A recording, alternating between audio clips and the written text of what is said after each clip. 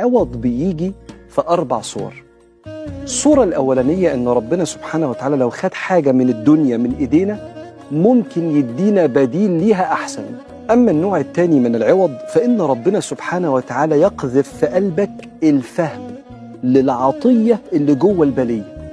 فلما يحصل لك أزمة في الدنيا وربنا يفهمك العطية اللي جواها ده كافي ليك، وكأن العطية لما فهمناها جوه البلية قلنا الحمد لله إن ده اللي حصل. فكان العوض هو الفهم. أما النوع الثالث من العوض هو أن ربنا سبحانه وتعالى وإن أبقى المشكلة يخففها من على كتافك بإعطائك نعم تانية أو انشغالات تانية، أو يقذف في قلبك الزهد تجاه حل المشكلة دي، وكأن قذف في القلب معنى كان هو العوض رغم بقاء المشكلة، خلى المشكلة خفيفة عن الكتاف أوي.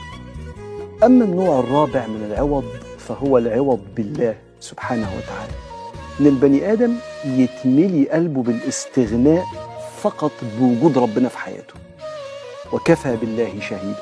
شهيدا يعني حاضر. فدول 4 أنواع من العوض، يا رب يعوضنا بيهم كلهم سبحانه وتعالى بالعطاء وبالاستغناء بيه وبتخفيف الحلم وبالعوض اللي احنا مستنيينه كمان. عوض بيجي في 4 صور.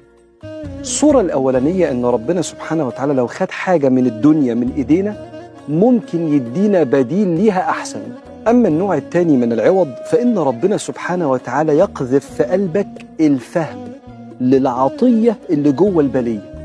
فلما يحصل لك أزمة في الدنيا وربنا يفهمك العطية اللي جواها ده كافي ليك، وكأن العطية لما فهمناها جوه البلية قلنا الحمد لله إن ده اللي حصل. فكان العوض هو الفهم.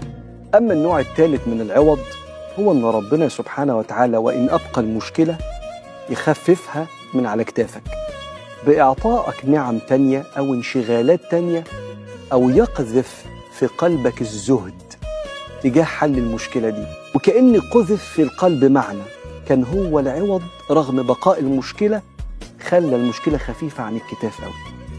أما النوع الرابع من العوض فهو العوض بالله سبحانه وتعالى، إن البني آدم يتملي قلبه بالاستغناء فقط بوجود ربنا في حياته، وكفى بالله شهيدا. شهيدا يعني حاضر. فدول 4 أنواع